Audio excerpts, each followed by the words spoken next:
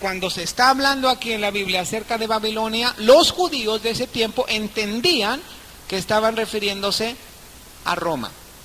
Pero aquí no es una Babilonia, está hablando de la gran.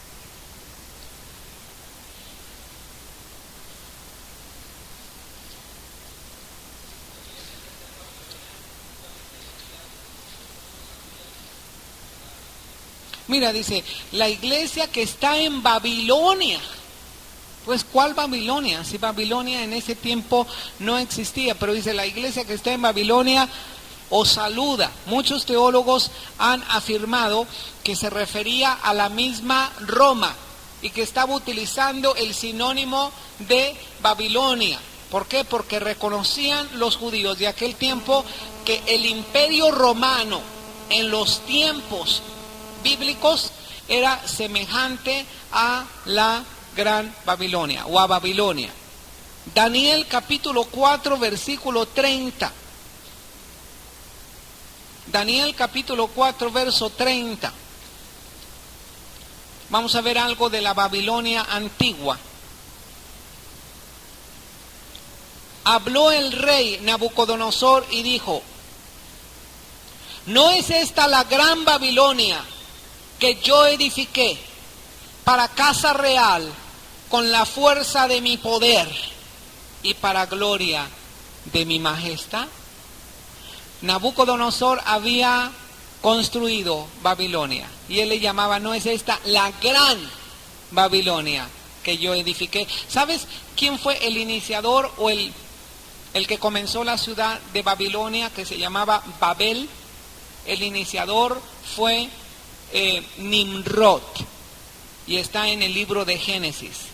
Nimrod edificó Babilonia, y Nimrod es una sombra del anticristo. Así que todo lo que la Biblia está hablando acerca de Babilonia en el Antiguo Testamento, en los últimos tiempos va a resurgir mundialmente como un sistema que corrompe, que domina, que contamina de una manera comercial y política. Y eso lo vamos a ver en detalle hasta los capítulos que mencionamos, capítulo 17 y 18. El último ángel que trae un desafío individual de que no solo Babilonia será juzgada, pero dice que todo aquel que adore a la bestia o reciba la marca de la bestia será destinada ¿a dónde? Al lago de fuego. Estamos hablando de lo que va a suceder en los tiempos finales. El primer ángel predica el evangelio eterno. El segundo ángel, ¿qué es lo que dice? Ha caído la gran Babilonia. O sea, todavía no es el juicio, pero prácticamente da por hecho que Babilonia ya está juzgada. Y número 3, dice, es un desafío a que todo aquel que adore, o sea, parte de Babilonia, va a ser arrojado al lago de fuego. No sé si haya preguntas.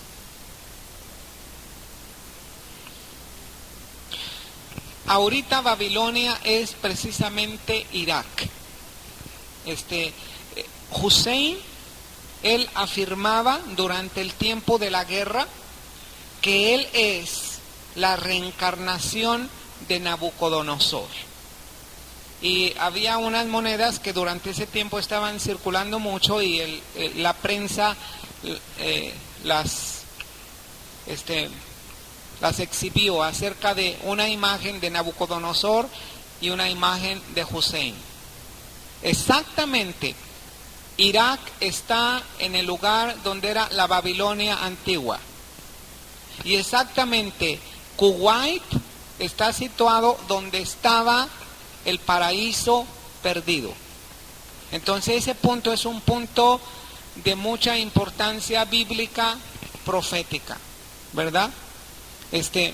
Algunos piensan que Irak va a ser como el resurgimiento de la nueva Babilonia. Como están las cosas ahorita, está bien.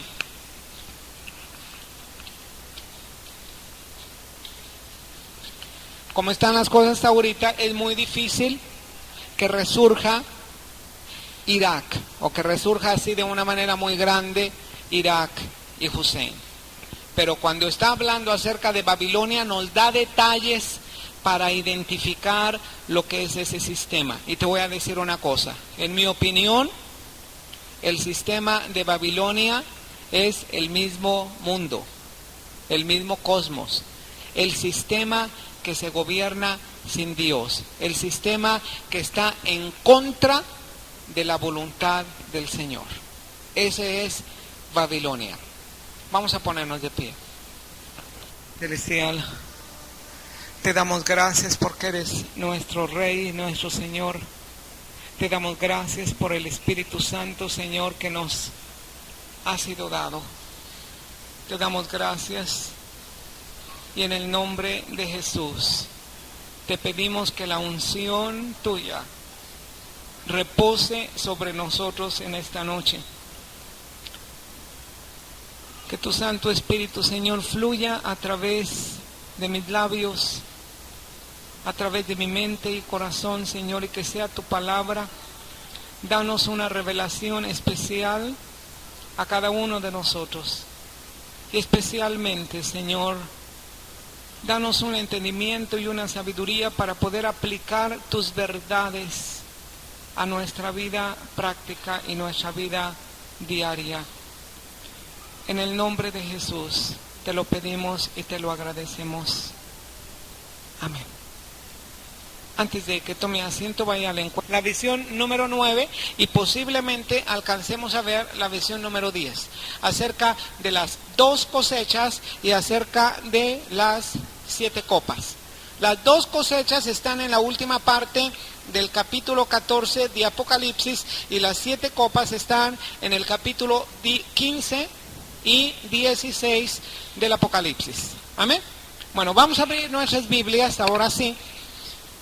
Comenzamos. Vamos a abrir nuestras Biblias. La novena visión en su libro está marcado en la página 43, comenzando de la página 43. Y en la Biblia vamos a abrir en la página, en el capítulo 14 de Apocalipsis. Amén.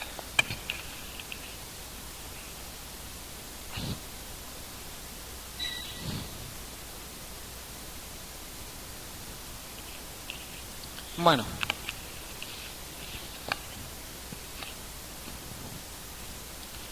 capítulo 14 de Apocalipsis, comenzando con el verso 14, dice así: Mire, y he aquí una nube blanca, y sobre la nube uno sentado semejante al Hijo del Hombre, que tenía en la cabeza una corona de oro.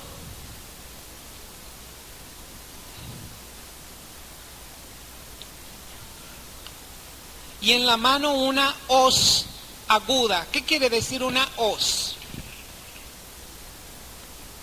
Una hoz es esta herramienta, ¿verdad? Sin la estrellita, ¿verdad? O sea, no le vamos a poner la estrella, nada más la hoz. Vamos a poner una hoz aguda. Con esta hoz aguda, esta se utiliza para cosechar, ¿verdad? En la manera más rudimentaria se utiliza para cosechar. Bueno, dice aquí que tenía una hoz aguda. Del templo salió otro ángel clamando a gran voz que estaba sentado sobre la nube: mete tu hoz y ciega, porque la hora de cegar ha llegado, pues la mies de la tierra está madura. Y el que estaba sentado sobre la nube metió su hoz en la tierra, y la tierra fue cegada. Salió otro ángel del templo que está en el cielo, teniendo también, ¿qué? Una hoz aguda. Por eso se llaman las 2 cosechas o las 2 ciegas. Esta primera cosecha, esta segunda cosecha. ¿por qué dos siegas o por qué dos cosechas? Verso 18, salió del altar otro ángel que tenía poder sobre el fuego y llamó a gran voz al que tenía la hoz aguda diciendo, mete tu hoz aguda y vendimia los racimos de la tierra, porque sus uvas están, ¿qué? Maduras. Fíjate muy bien, la segunda parece que está segando una viña, ¿verdad? Dice que está segando uvas. La primera hoz parece que está segando trigo, ¿verdad? No dice que esté segando uvas. La primera parece que está segando o cosechando trigo. La segunda parece que está cosechando uvas. Dice aquí así, mete tu hoz aguda y vendimia los racimos de la tierra, porque sus uvas ya están maduras. Las dos siegas o las dos cosechas se están haciendo en una parte del universo. Y esta parte del universo se llama la Tierra. Aquí en la Tierra se van a realizar estas dos cosechas. La primera cosecha, la segunda cosecha.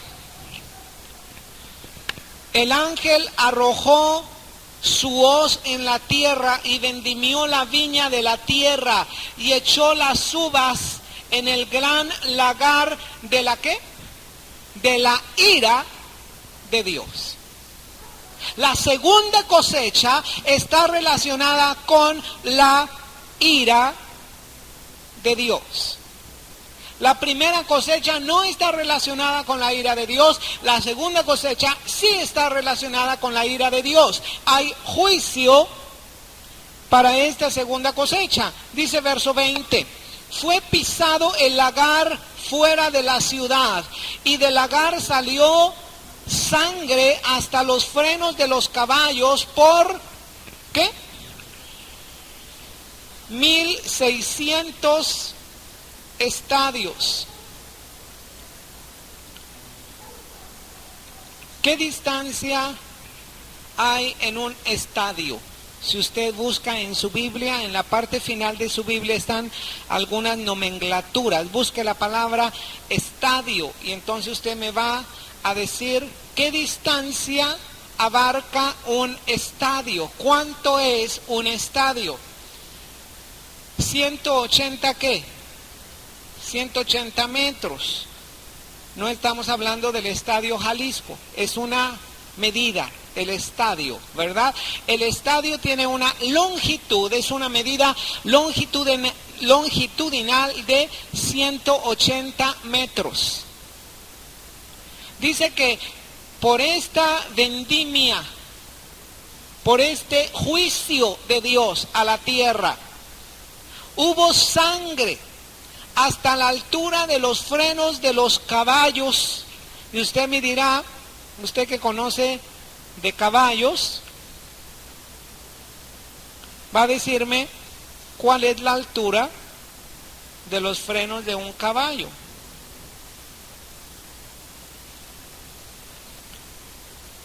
Aunque parezca burro, es un caballo. Pero ¿cuál es la altura de los frenos de un caballo?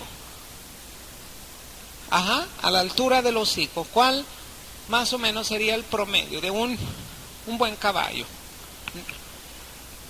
1,5 metros, 1,60, ¿verdad? Un buen caballo, no un pony, ¿verdad? Porque un pony pues sería muy chiquito, pero como vamos a suponer 1,50 m, 1,60 m es la altura de un caballo. Vamos a ponerle 1,55 para que no haya contención, ¿verdad? 1,55, 1,55 m está a la altura del freno del caballo. Dice que todo esto va a ser de sangre por causa de esta vendimia, es decir, en esta vendimia, en esta cosecha va a haber sangre. Ahora, va a correr esta sangre por 1600 estadios. Es una medida longitudinal, no es una medida de área, ¿verdad? No estamos midiendo metros cuadrados, estamos midiendo solamente metros lineales. No sé cuánto vaya a ser su ancho Pero por lo menos está diciendo que a la altura de los frenos de los caballos va a haber sangre hasta 1600 estadios. Y si 1600 estadios son 180 metros, ya habrá algún matemático que nos multiplicó 1600 por 180. Mire qué rápido multiplico. Son 288 kilómetros. 288 kilómetros de sangre conforme a lo que está descrito aquí.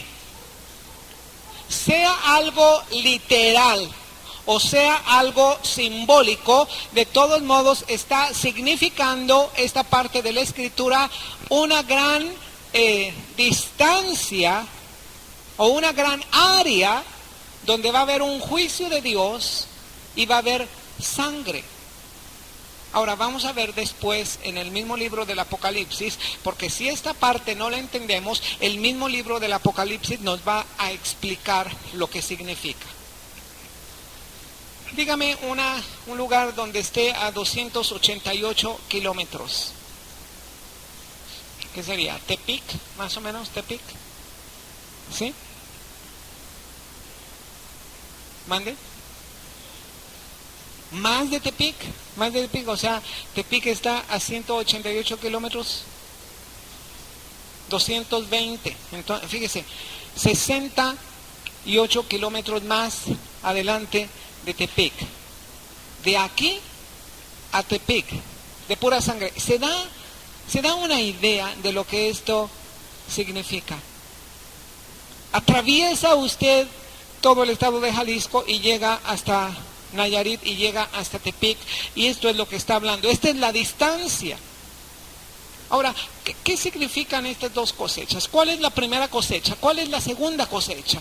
Vamos a ver la palabra de Dios, porque por la Biblia vamos a explicar la misma Biblia. Amén. Esta es nuestra regla. La Biblia se explica por la misma Biblia. Y si está hablando del tiempo final y está hablando acerca de dos cosechas, vamos a ver lo que va a suceder en el tiempo final. Mateo capítulo 13, por favor, Mateo capítulo 13, versículo 20.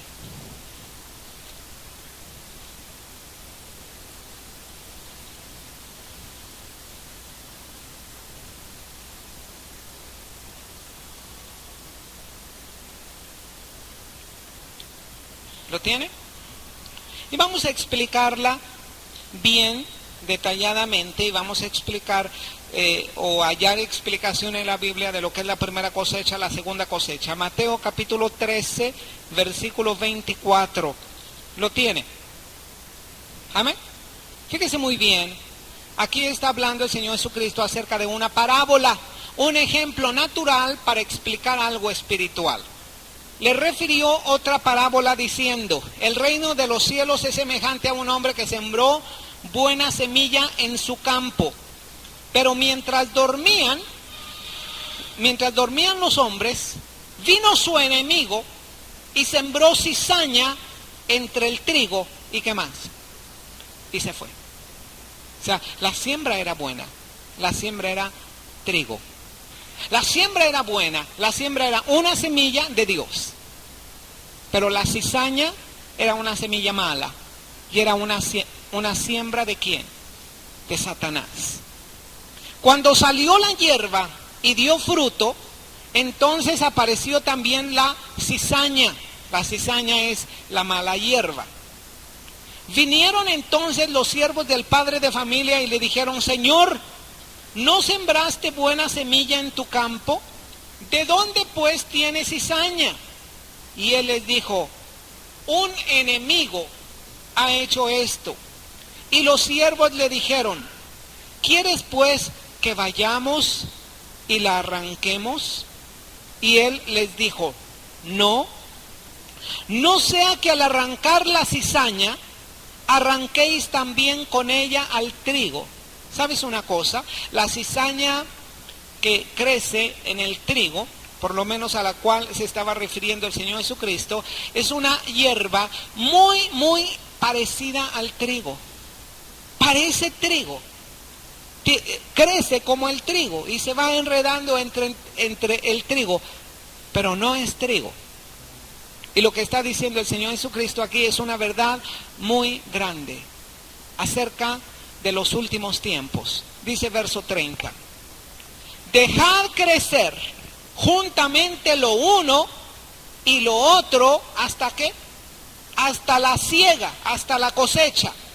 Y al tiempo de la siega, yo diré a los segadores: recoged primero la cizaña y atadla en manojos para quemarla, pero recoged el trigo en mi granero.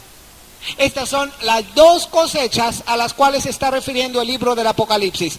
La primera cosecha es la cosecha de Dios, el trigo, los hijos de Dios. La segunda cosecha es la cosecha de la cual no son hijos de Dios, de aquellos que no aceptaron al Señor Jesucristo como su Salvador y como el Señor de su vida. Posiblemente fue gente que se mezcló entre la iglesia, entre el trigo, que parecía trigo, parecían hijos de Dios, se veían semejantes. También cantaban, también alababan, también escuchaban la palabra, quizá compartían la palabra, hablaban de la palabra, pero sin embargo dijo el Señor: por sus frutos los conoceréis. Y por eso el Señor muchas veces es tan paciente en muchas situaciones. Y Él deja crecer, ¿verdad?, el trigo y la cizaña, porque si tú tratas de arrancar la cizaña, no solamente te vas a llevar la pura cizaña, te puedes llevar también el trigo y puedes hacer daño al trigo.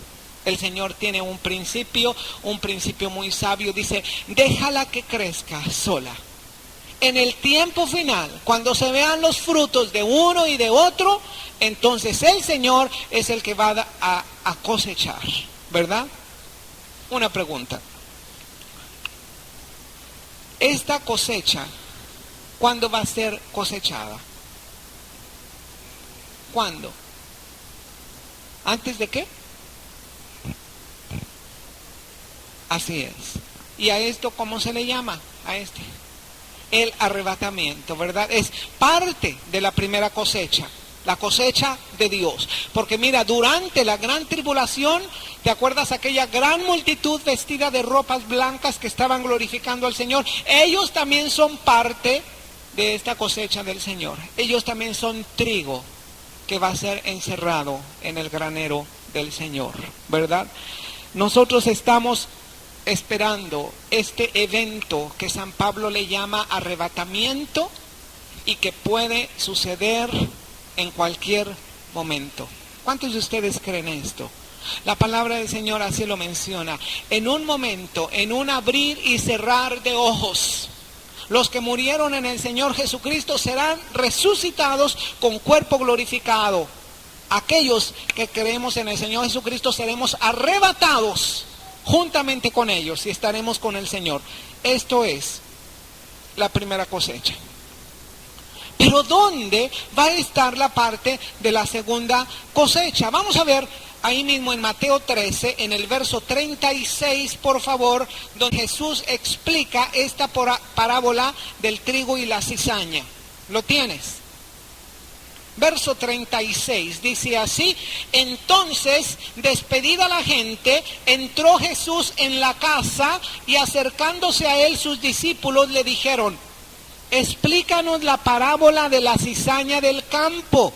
Y respondiendo él les dijo: el que siembra la buena semilla es ¿quién? El Hijo del Hombre. El campo es el mundo. La buena semilla son los hijos del reino y las cizañas son los hijos del malo.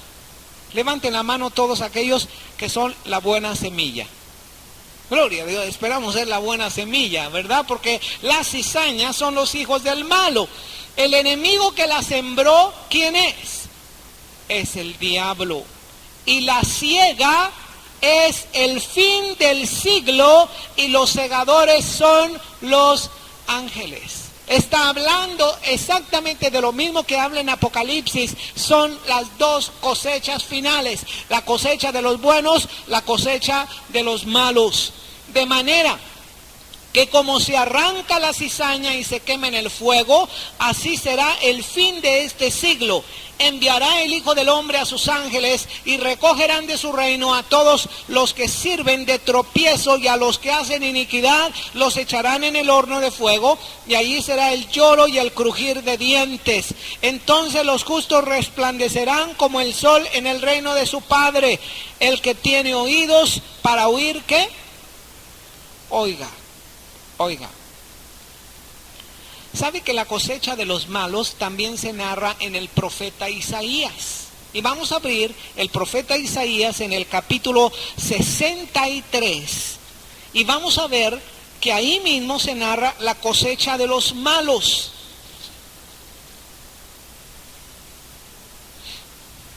¿Lo tiene? Y queremos ver desde el verso 1 hasta el versículo 6 del capítulo 63 de Isaías. ¿Quién es este que viene de Edom, de Bosra, con vestidos rojos? Este hermoso en su vestido, que marcha en la grandeza de su poder. Yo, el que hablo en justicia, grande para salvar. ¿Quién es ese? Es el Señor Jesucristo. ¿Por qué es rojo tu vestido y tus ropas como del que ha pisado en lagar? ¿Quién sabe lo que es un lagar? Levanten las manos los que saben lo que significa un lagar. Un lagar es aquel depósito donde eran colocadas todas las uvas que eran pisadas por hombres. Los hombres se descalzaban, o también mujeres trabajadoras, para pisar estas uvas, y ellas danzaban propiamente ahí en el lagar, pisaban y sacaban todo el jugo. Esto está hablando en un símbolo, ¿verdad? Está hablando acerca de la cosecha de los malos. He pisado yo solo el lagar, dice verso 3, y así está expresando el Señor Jesús. Y de los pueblos nadie había conmigo, los pisé con mi ira, los hollé con mi furor, su sangre salpicó mis vestidos y manché todas mis ¿qué? Mis ropas, porque el día de la venganza está en mi corazón y el año de mis redimidos ha llegado. Miré y no había quien ayudara, y me maravillé que no hubiera quien sustentase, y me salvó mi brazo y me sostuvo mi ira, y con mi ira hollé los pueblos y los embriagué en mi furor y derramé en tierra su sangre. Esta es una descripción exacta de lo que está diciendo este capítulo 14 de Apocalipsis con respecto a la segunda cosecha. ¿Cuándo va a suceder esto? ¿Cuándo el Señor va a venir con toda su ira a pisar el lagar con su furia? Primeramente, después de la primera cosecha, después de que suceda el arrebatamiento. Esta es la primera parte de la cosecha primera. Tenemos 7 años de ¿qué? De gran tribulación. Van a ir en aumento, esta tribulación va a ir en aumento. Primero van a aparecer 7 sellos. Y luego van a ser tocadas 7 trompetas. Aquí a la mitad de la trompeta el anticristo se sienta en su trono y se muestra tal como él es. Aquí a la mitad de la semana el falso profeta le hace una imagen al anticristo que colocan en el lugar santísimo. En esta mitad de la semana se va a perseguir al pueblo judío de la manera más cruel que en la historia humana se hubiera perseguido al pueblo judío.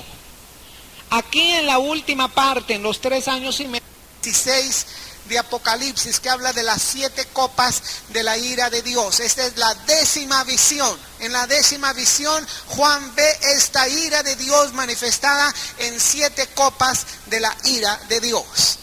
Pero al final de los 7 años, como un último intento de victoria, el anticristo y el falso profeta utilizados por Satanás y espíritus malignos, van a engañar al mundo y van a reunirlos en un lugar que la Biblia llama Armagedón.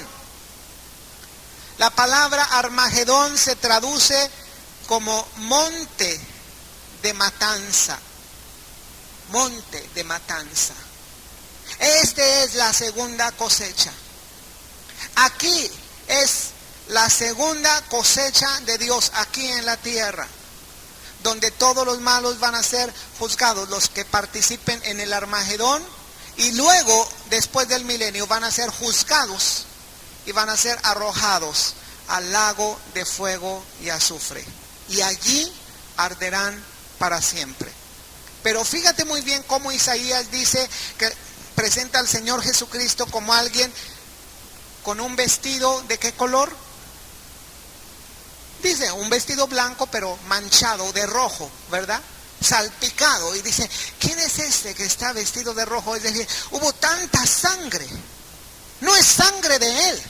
No es la sangre que él derramó en la cruz. Es la sangre con la cual se salpicó de esa matanza, del monte de matanza, de ahí del Armagedón. Esto lo vamos a ver en Apocalipsis, en el capítulo 19.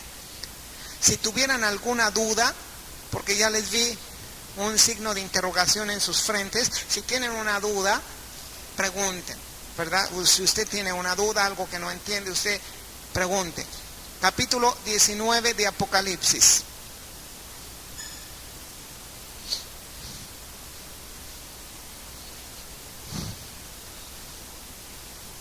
Lo tienen. Fíjate muy bien, aquí vamos a ver las dos cosechas bien definidas. La primera cosecha, la de los hijos de Dios; la segunda cosecha, la de los hijos del malo. Versículo 9, lo tienes. El ángel me dijo, escribe, bienaventurados los que son llamados a la cena de las bodas del Cordero. Levanten la mano los que son llamados a la cena de las bodas del Cordero. Esa es la primera cosecha. Esa es la primera cosecha, la cosecha de los hijos de Dios. Me dijo, estas son palabras verdaderas de Dios. Y me postré a sus pies para adorarle, y él me dijo, mira, no lo hagas, yo soy consiervo tuyo y de tus hermanos que retienen el testimonio de Jesús. Adora a Dios, porque el testimonio de Jesús es el espíritu de la profecía. Versículo 11. Entonces vi el cielo abierto. He aquí un caballo blanco. El que lo montaba se llama Fiel y Verdadero, y con justicia juzga y pelea. Dime quién es. Jesús. Sus ojos eran como llama de fuego. Había en su cabeza muchas diademas. Tenía un nombre escrito que ninguno conocía sino él mismo. Estaba vestido de una ropa que teñida en sangre, y su nombre es el Verbo de Dios. Este es el Señor Jesucristo. Los ejércitos celestiales, vestidos de lino finísimo, blanco y limpio, le seguirán en caballos blancos. De su boca sale una espada aguda para herir con ella las naciones, y él la regirá con vara de hierro. ¿Y él qué? Pisa el lagar del vino del furor de la ira del Todopoderoso. En su vestidura y en su muslo tiene escrito un nombre: Rey de Reyes, Señor de Señores. Vi a un ángel que estaba en pie en el sol y clamó a gran voz diciendo a todas las aves que vuelan en medio del cielo: venid, congregaos a la gran cena de Dios. Esta no son la cena de las bodas del Cordero. Es una cena preparada por Dios del juicio que él va a hacer aquí en el Armagedón, para que comáis carnes de reyes y de capitanes y carnes de fuertes, carnes de caballos, de sus jinetes, carnes de todos, libres y esclavos, pequeños y grandes. Y vi a la bestia y a los reyes de la tierra y a sus ejércitos reunidos para guerrear contra el que montaba el caballo y contra su ejército.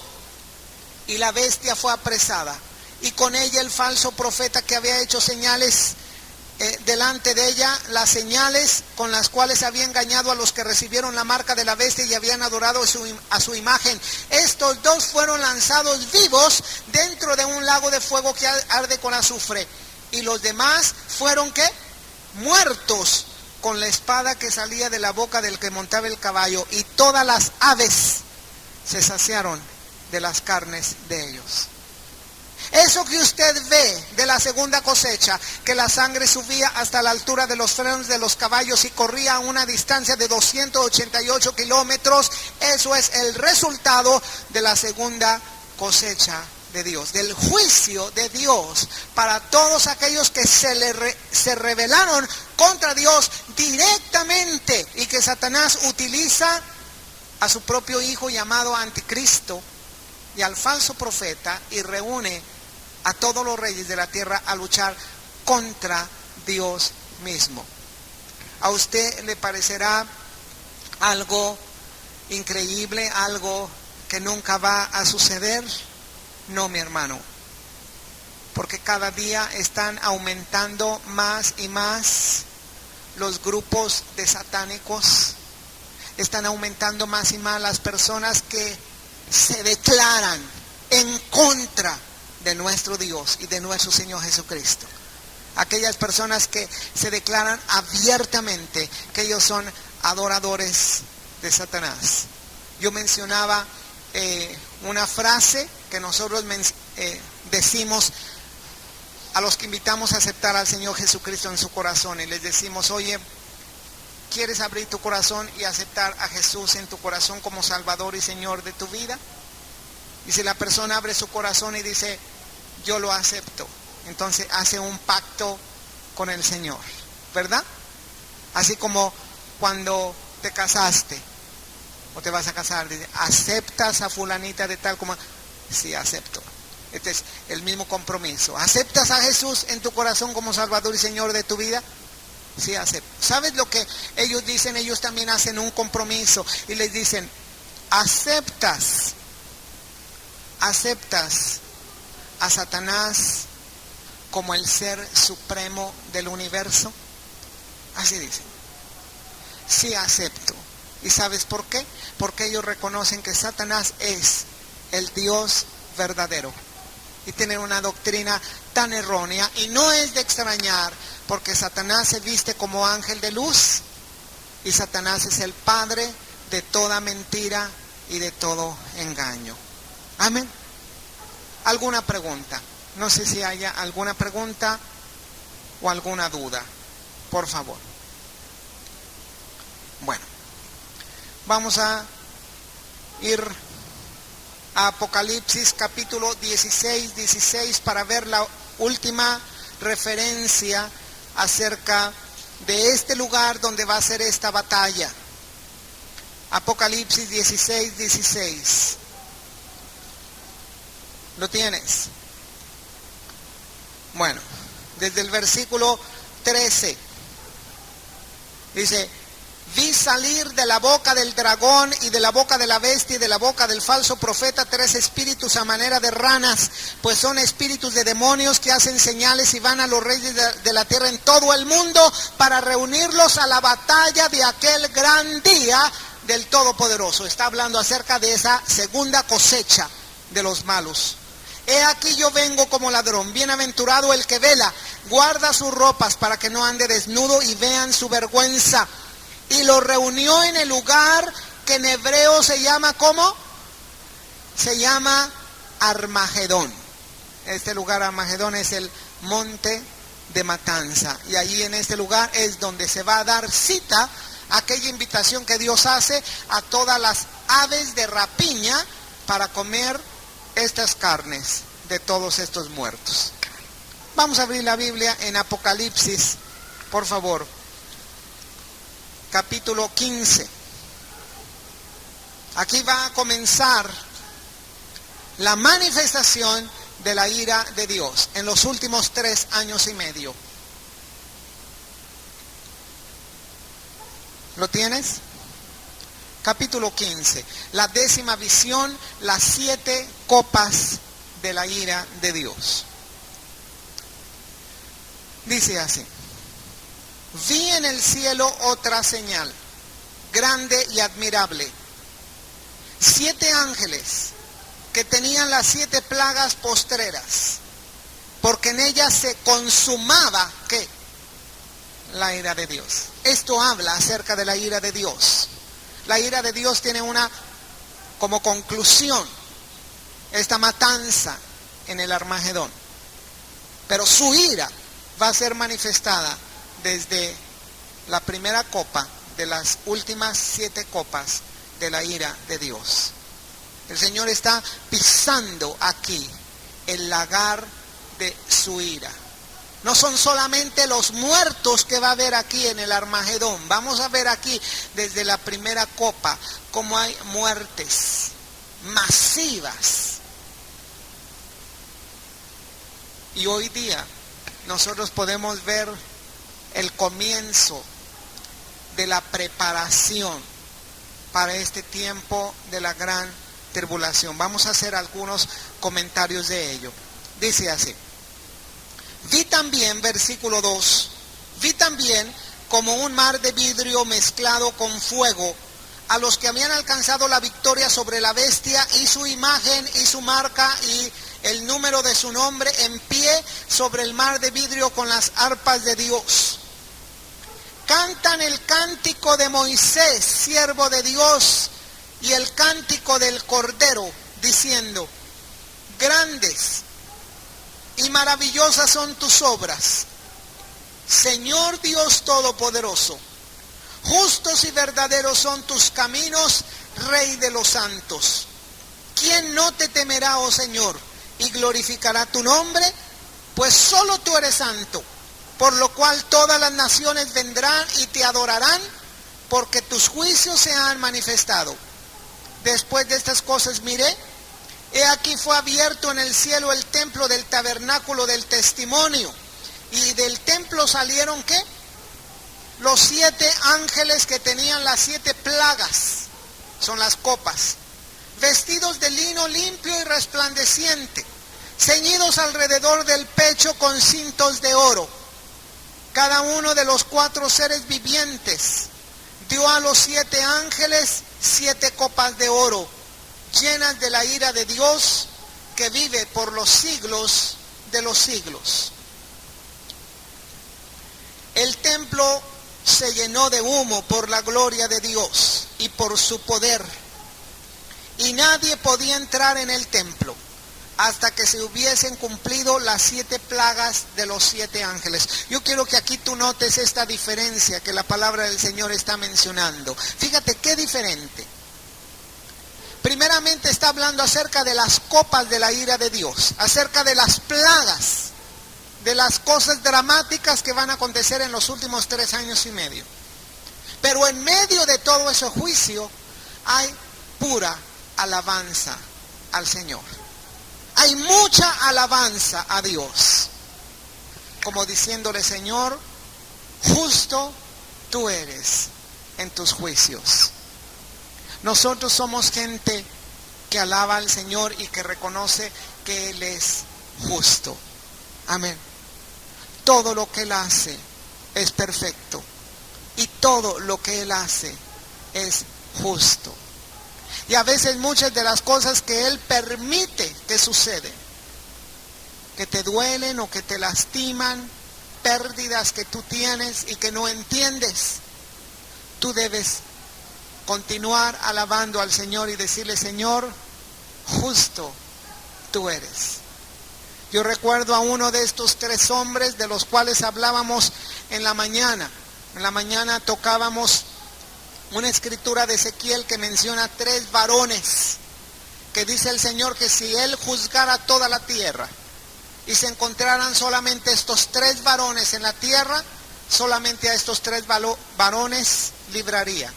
Y menciona a Daniel, a Noé y a quién más, y a Job. Y yo quiero tocar acerca de Job. Job tuvo un testimonio y un carácter fiel al Señor. Sabes que Job tenía muchas bendiciones de Dios.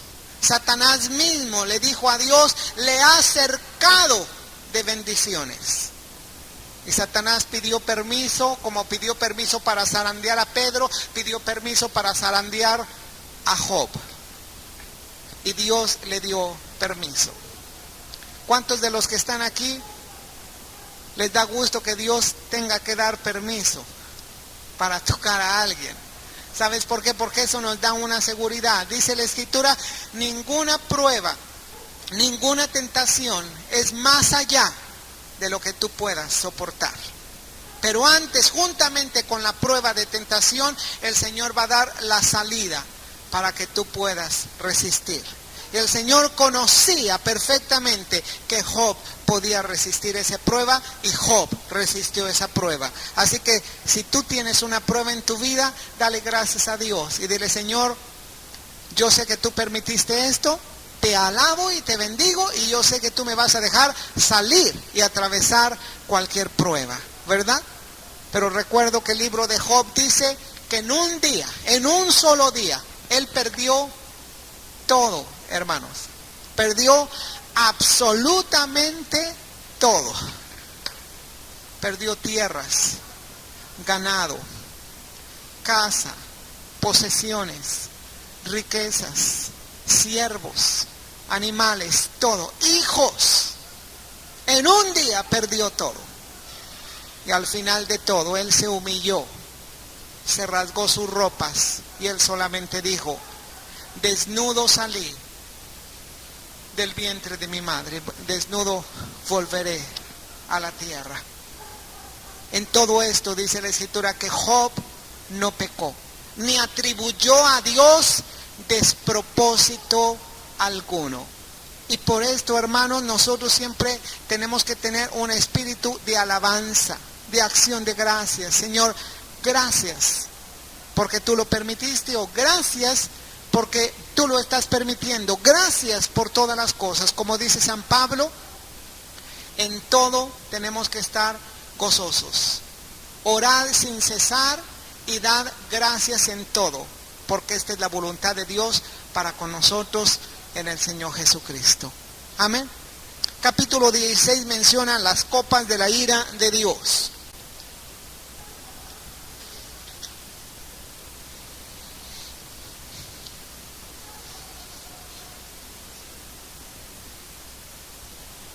Amén.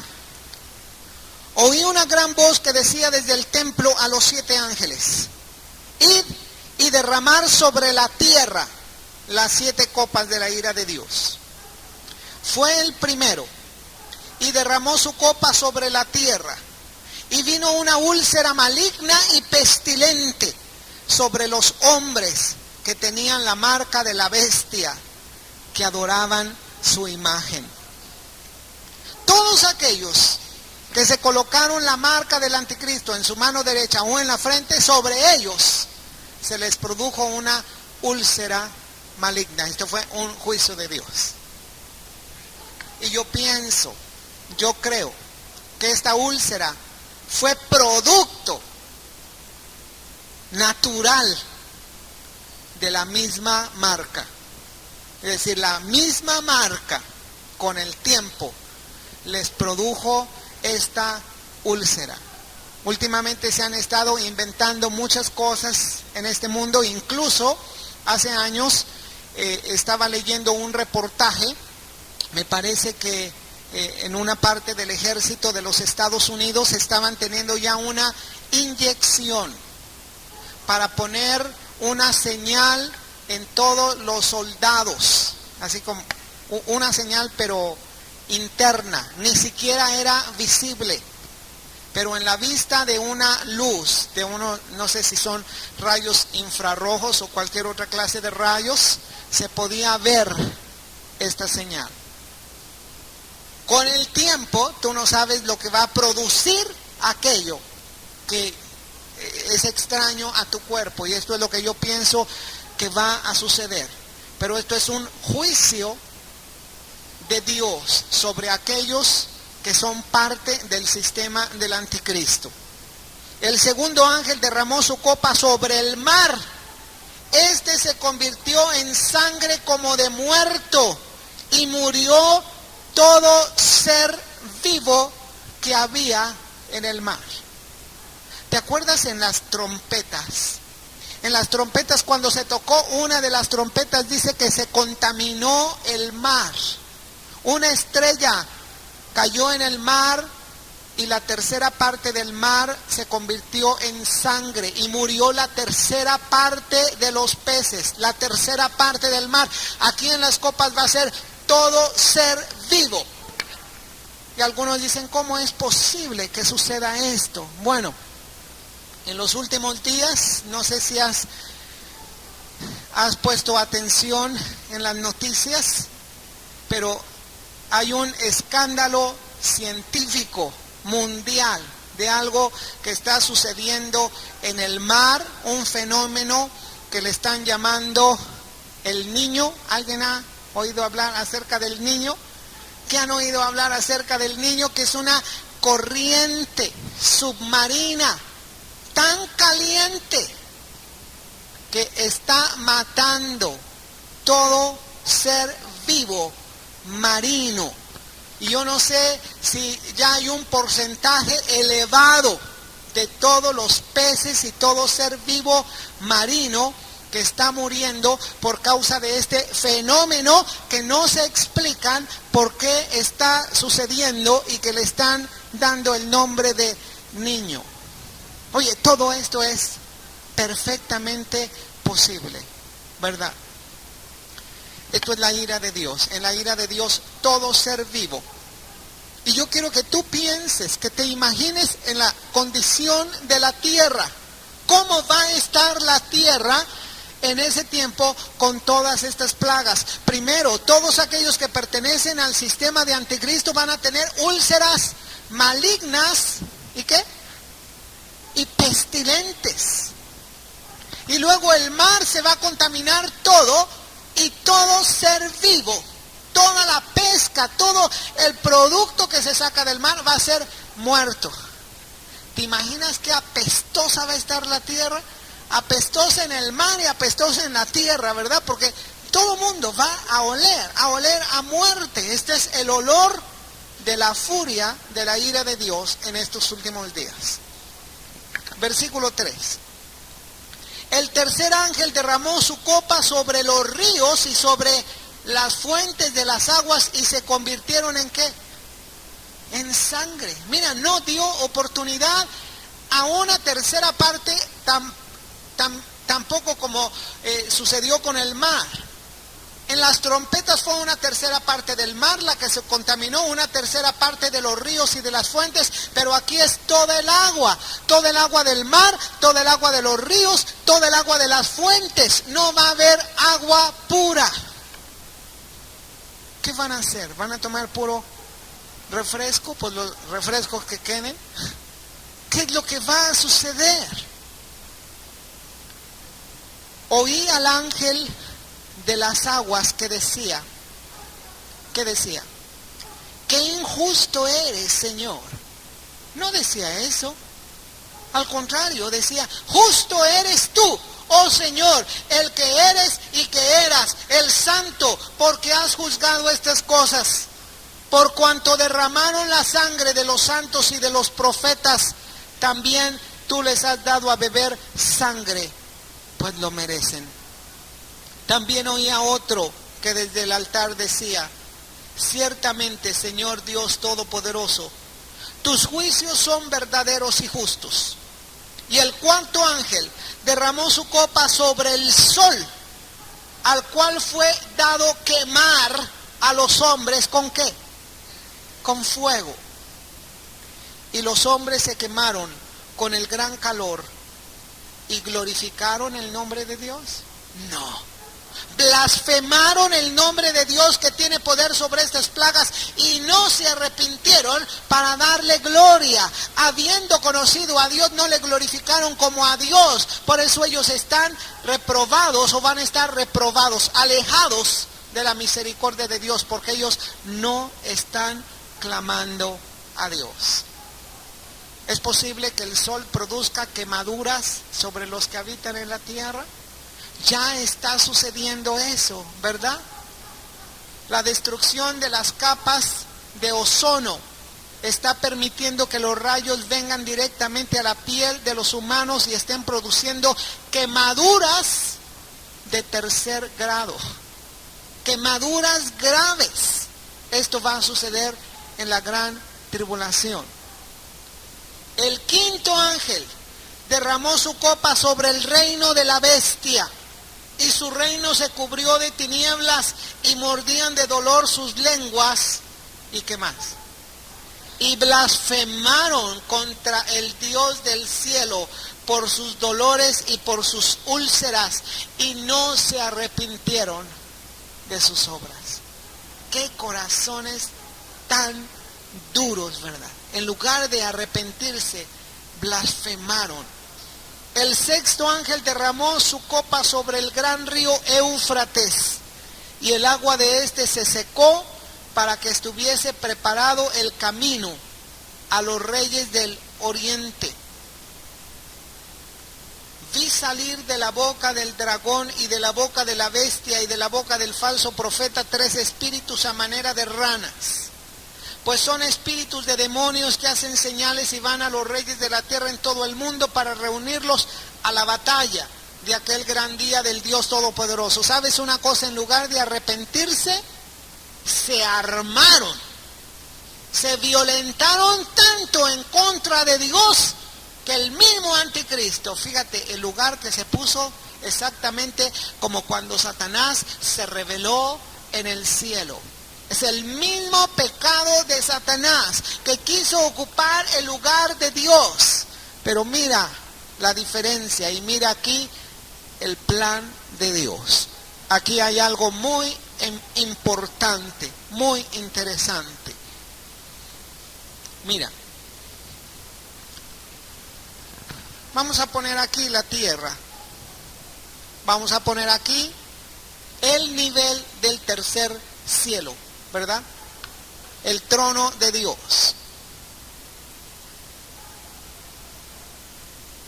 Y vamos a poner aquí a los ángeles. Y vamos a remontarnos en aquel tiempo cuando Lucifer fue escogido como el querubín protector de la misericordia de Dios. Y estaba dirigiendo a una tercera parte de los ángeles. Y de acuerdo a los profetas dice que él, por causa de su hermosura, se enalteció su corazón y quiso ser igual a Dios. Y él dijo, subiré a lo alto. Hubo varias exaltaciones de Satanás. Subiré, me sentaré a los lados del norte. Qué contraste con el sentir que tuvo el Señor Jesucristo. Él, en lugar de subir, él por su propia condición bajó, ¿verdad? Bajó. Satanás siempre animó a los ángeles a subirse, a sublevarse en contra de Dios. ¿Y sabes qué? Ellos fueron arrojados. ¿En dónde? En la tierra. Pero ¿sabes en qué lugar? ¿En qué área? Porque ellos pues no van a habitar en la tierra como seres humanos. Ellos son espíritus. Son las potestades de los aires. Ellos están aquí en los aires. Pero cuando el Señor creó